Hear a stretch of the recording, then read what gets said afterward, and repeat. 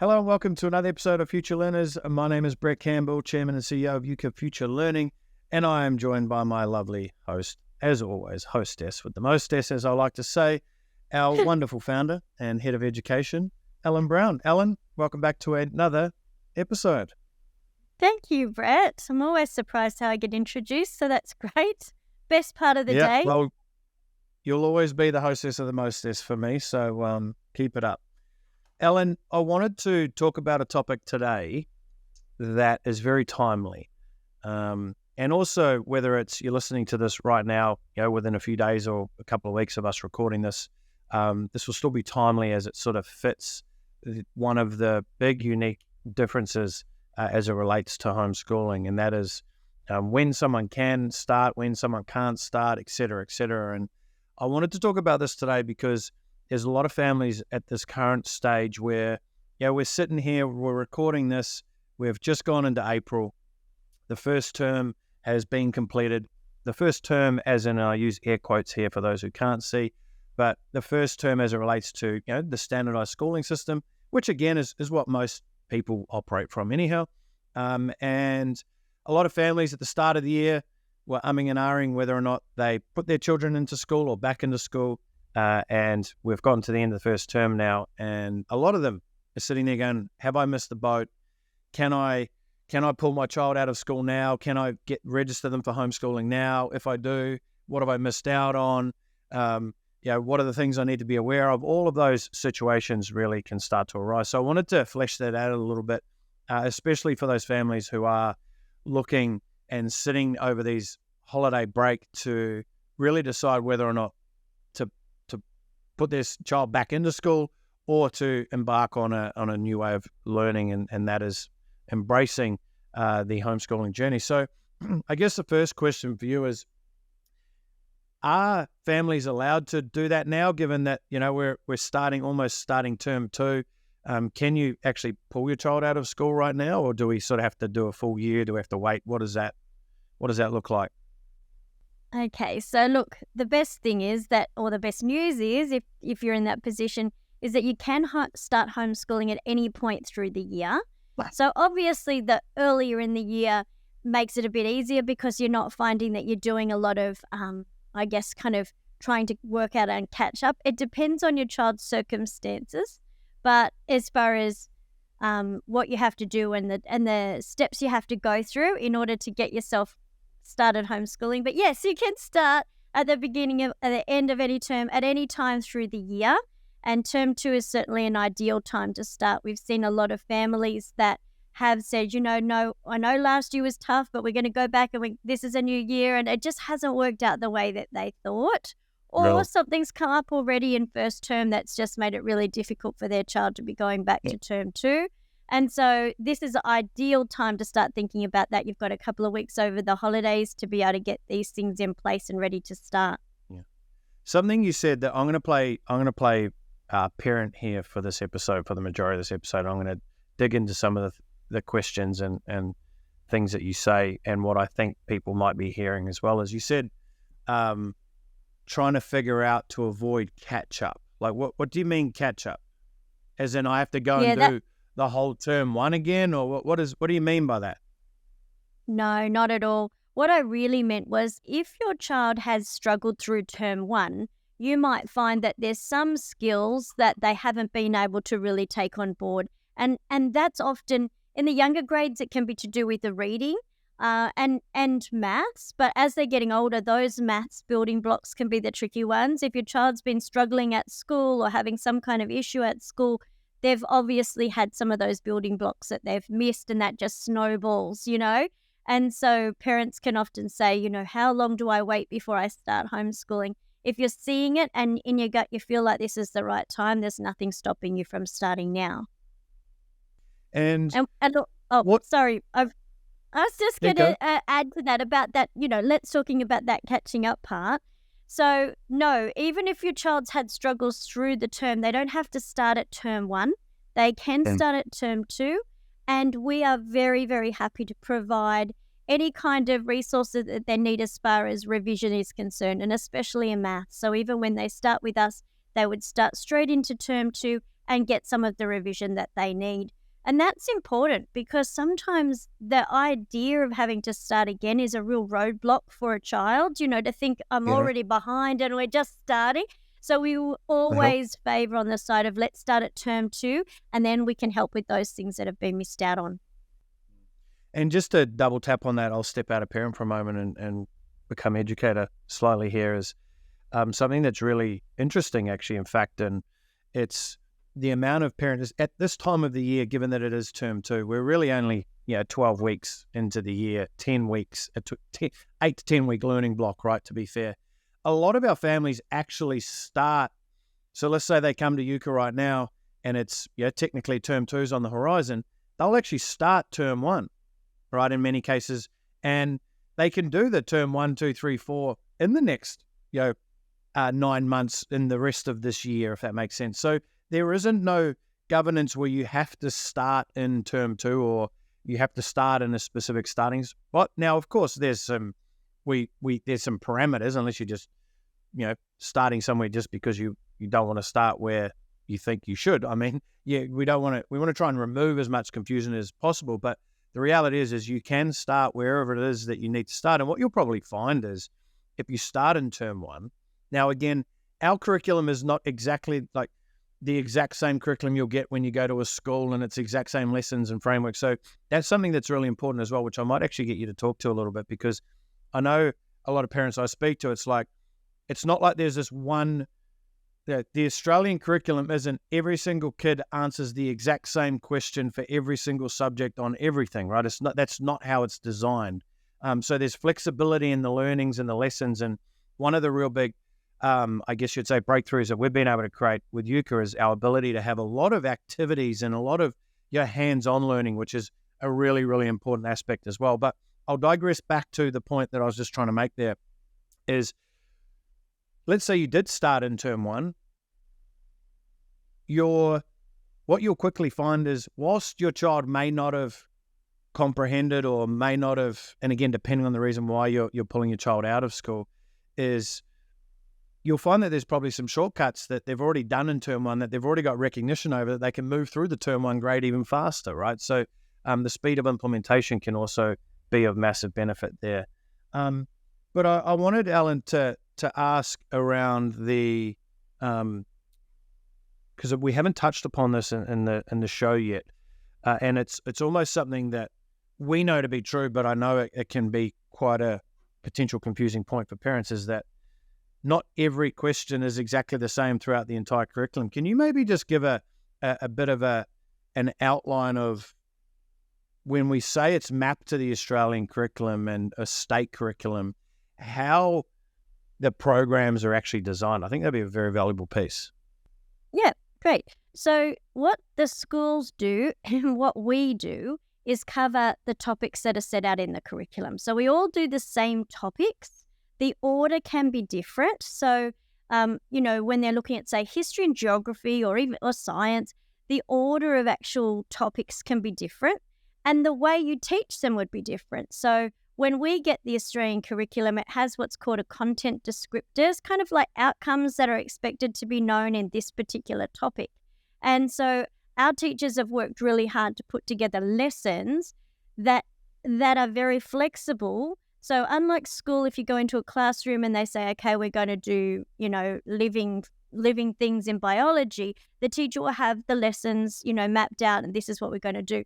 Now, what we do at Euka is we have the lessons, but we have a variety of activities so that hits on, if you've got a child that's a visual learner, there'll be something for that child. If you've got a hands-on learner, there'll be something for that child. So being able to pick and choose within the lesson that Euka gives you about how will my child enjoy this lesson best or get the most out of it. He's a hands-on learner. Let's go and do the experiment. And we might write something on the activity sheet, or we might just have a discussion. So that's where it's very different. So yes, we are covering the full Australian curriculum. So every content descriptor within the Australian curriculum is covered, but in a very flexible way so that it can fit your child's needs. Yeah, I'm glad we were able to actually share that, because we haven't talked about that too much, and I think it's one of the most important elements of the program itself. To be fair, I think it's a really great opportunity. how do we address, so, we're coming into term 2, parents sort of sitting there going, oh, what do I do? Do I bring them in? And let's say they make the decision going, okay, now I'm committing to this. Do I just, can I do the whole rest of the year? Should I trial a term? What's your advice to a parent? And I know how long's a piece of string and everyone has different reasons as to why they're entering into the ecosystem, let's call it. But what's some top level advice that you'd provide there? I think one of those things, about the Australian curriculum is, if you know that Euka's covering it and you know that school's covering it, you don't have that fear factor of, what if I go and do this with Euka and we decide to change our mind. So that's a really great thing to know, that your child's not going to miss anything by deciding to go into homeschooling, and it also doesn't mean it's forever. So that's probably the first thing that I would advise as far as a parent. Is that the question you asked me? If a parent's thinking about it, whether they should just start or whether they should do a term or a year. I think that's what you had said. It's a very personal one. There's obviously financial benefits in enrolling for a full year beyond the financial benefit, because there'll be a discount involved in that. It also helps as far as your planning's concerned, because you're looking ahead and this is a decision you've made. I think one of the tricky things about going into homeschooling for a term is it's very hard to get settled and invest yourself in something that you're still wishy-washy about, especially things like getting your resources or your space to learn. Like, if you know this is what we're going to do this year, then you put that effort into making sure that you've got good goals in place and plans. And it means that, we often find the first term into homeschooling, it takes a little while to get your feet, find your feet in something so new. And the department understands that too, by the way. And I'm saying that because sometimes parents go, oh, we're in the 3rd week and we're still a bit unsure and we haven't found this, or we're not doing. None of that is a surprise to the department. So when the end of the year comes and there's a review and they go, oh, I can see how you're going, what they're looking for is progress. So you give yourself a bit of take a deep breath and say, well, let's launch into this. And you get advice from other parents and you try different ways of doing things, different times of day, and you'll find what works beautifully for your family. Yeah, we talk about this at length in previous episodes around, again, setting yourself up for success, setting up your day, setting up your term, your week, et cetera, et cetera. So definitely go back and check out those episodes as it relates to that. I want to stay on this topic of, parents needing to make a decision. And let's say someone's listening to this right now and they're not too familiar with homeschooling. And outside of, obviously, look, just go to Euka, jump on the support chat that we have there, have a chat with one of our team members if you need to, and we can help you get sorted from A to Z. Outside of that, what are some preliminary things that you think a parent should be considering, researching, looking into? Because I think that's once families speak to us personally, once they sort of get to Euka, the decision's generally already been made. In many cases, like, what do you think a parent should be considering, researching, looking into prior to heading over to Euka and jumping on board? Sure. Look, the very first thing you've got to do is to look at your why.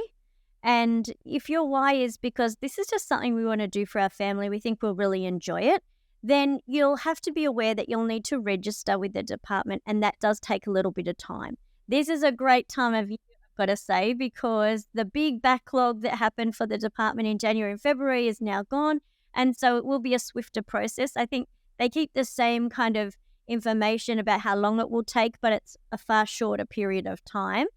So if it's just this is just something that we'd like to do, just understand that it's going to take a little bit of time and be aware of that as far as your registration. Or a parent like me who's sitting there, Ellen, going, how much time? Like, how much time are we roughly speaking? I would have to say it depends on your state. So, if you're in some states, it's really quick. Like a state like Queensland gives you the opportunity to get started pretty quickly, almost straight away. I'm I'm gonna need a number here. Like, are we talking Yeah, days? Are we okay. talking weeks and Oh months? my Like, goodness. again, Yeah, parents listening to this might have no idea or concept of that. okay. And for me, Yeah. getting started quickly is I can start tomorrow. What's a rough borderline? Are we talking about you can get started in the same day as you register, or is this going to take weeks? No. What's a rough Yeah. ballpark? So definitely weeks in New South Wales. It's going to be a longer wait in New South Wales. They'll say up to 3 months. But of course, at this time of the year, that's not the case at all. So it will be a few weeks. And this is for a family who's saying this is just something I want to do. So being that it's a few weeks, you might find you have to go back and start term 2. And then once your approval comes through, get going. That doesn't mean you can't already enroll with Euka. So you can still be enrolled in Euka if your registration hasn't come through yet. That's really important. And that means that in the meantime, while you're waiting, if your child wants to spend some time going through Euka and doing some of the things in Euka, they can. So you're not held back on that. But What let's if, look at a Ellen? parent. I want to tackle this point here. What if though I'm a parent and I'm like, I don't want to send my child back because I just don't want to, because we've decided that I don't want them just to be at the school. We're going to do homeschooling. What it sounds like you're saying is that it may take weeks and you have to send your child back to school. What if I don't want to? Well, you would be in that position because something's happened for your child that makes going back a difficult situation. And that's a really important one. Whether it's the department or whether it's you or anybody, when it comes to homeschooling, it's always child first. So if this child has had a situation at school that has caused anxiety or some kind of problem that's happening for that child, where going back to school is actually not a good option, there's a few things you can do on that while you're waiting for your approval. So one of the things you can do is talk to the principal and say, is it possible for me to have an exemption while we're waiting for approval? Here's the proof to say we've put in our registration. We're just waiting for that. And many times the principal will say yes, because child first. If this child needs this and what you've already decided, here's an exemption, which is like a free pass to say, yes, you're still enrolled with us by the government's, books until you get your approval through.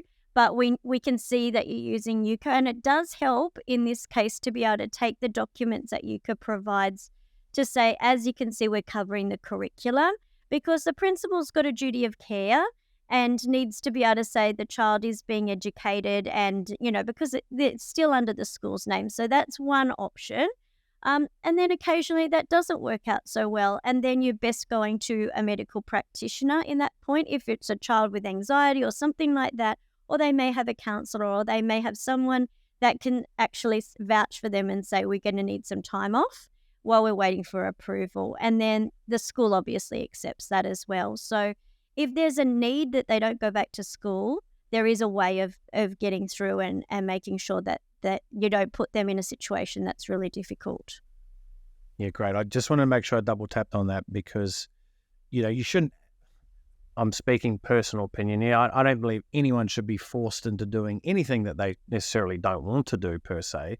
However, in the same token, when it comes to children, and not everyone has the ability to communicate effectively either, right? So as a parent, it can be hard to want to share that your child is experiencing certain situations because you might not know how to personally handle it or manage it yourself. And that's totally understandable. And I absolutely understand that. But to know that, look, all else fails. And if you're unable to clearly articulate or communicate the reason and you want to hold on to it's because we just don't want to, and I don't want to have to necessarily share it, you can go to professionals to be able to get that assistance, to be able to then get the information you need. So you're never, ever forced to have to send your child back somewhere whilst they're waiting for a registration department. So don't let that be of any concern to you. Yeah, that is something that's quite common, Brett. Like, there's a lot of people in the education world who don't understand that there is a way of homeschooling that's providing a full education program just as it would be at school. And because they have not got that kind of information, they're not necessarily always thrilled with that idea. When you say to somebody who's been a principal for 30 years, we're going to go do homeschooling, the picture that they're getting is very different to the reality of homeschooling today, and they may not say, what a wonderful idea, here's your exemption. So it's just good to know that, legally we're all allowed to homeschool, and that often their reaction is one of not having the information that's needed. And that's why taking your registration documents that Euka's been able to provide is helpful for them, because it gives them insight into, oh, wow, okay, here's a scope and sequence, which is a learning plan that's set out for this child, and it's got what's happening in each of, and it gives them some context about, oh, okay, so when you're talking about homeschooling, you're talking about Euka, and you're talking about, this program. That can be very beneficial. But like you say, often especially if your child's had a problem at school, it can be very difficult to think you're going to get a positive reaction from school about your changes. And in that case, go the email. That's my way of doing it. Go the email if you don't want the conflict. Or, like you say, get a professional to help you out, and your child may be on sick leave until you get your approval through. I think something you mentioned a little bit earlier around duty of care is, as principals have a duty of care, and I truly fundamentally believe that, and they should have a duty of care. And it's not just the parent said X, Y, Z, so okay, cool, away you go. We won't even question as to why you're not bringing your child to school, because there are lots of circumstances where children are not at school and they're also not being taught, or they're not getting an education outside of school. And again, depending on how far down a rabbit hole you go with that, and what rights we should have as parents around educating our children. I mean, there's, again, lots of differing opinions around that. But also, in one of our previous episodes, we talked about communication and emotional intelligence. And one of the key levers of emotional intelligence is empathy and understanding. And just know that if you're being questioned by your school, don't think schools have ill will, or they don't care necessarily. Now, of course, there's some instances that, of course, that may be the case to you and your situation.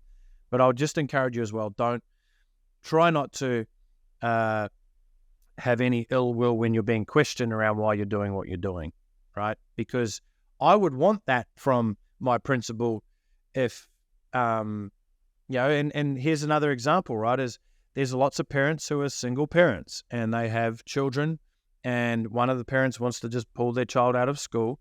If you're the alternating parent, you want to understand why and what, and there needs to be those conversations and communications that happen. And I would at the very least want my principal to be able to at least raise the question around, hey, what's going on here? Now, if you meet a principal and they're like, no, your child's coming back to school, then that's where they probably cross the line, as in they aren't even seeking first to understand. And that's the main parameter there, is just know that you're never ever, outside of, I guess you'd say the minority of cases is, majority of families are not bringing their children to homeschooling just because it'd be cool and we're going to try something different. That's generally, that'll become more and more popular, which it is starting to, and we've seen that over the last 2 years, especially post-COVID.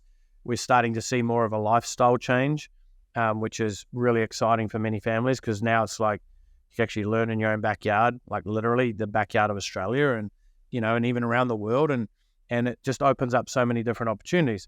But again, it's the majority of families have a really specific use case for homeschooling, and it can be a very touchy subject and very emotionally charged subject. So just if you're ever stuck, or you're not sure how to navigate a situation as it relates to homeschooling, again, feel free to reach out to Euka. We'll be able to, there isn't probably a conversation that we haven't had with a family in a situation, a circumstance that we wouldn't be able to provide you with, hey, look, here's what we would look to do, here's what we would suggest you do next, et cetera, et cetera. So I think that's always there for you as well, depending on your situations and so forth. So, Ellen, what else is there that any families need to consider about jumping into term 2? Look, I think what's happened in term 1 is something you'll reflect on. So if you're jumping into term 2 and your child has had a difficulty in the term, and you think to yourself, let's just make sure that there's anything that we've missed out on, and you want to start at term 2, then you can always ask the team to add maths and English, even if needed, from term 1 into the child's portal. so that it's there for a backup if you need it. So that's something that we do.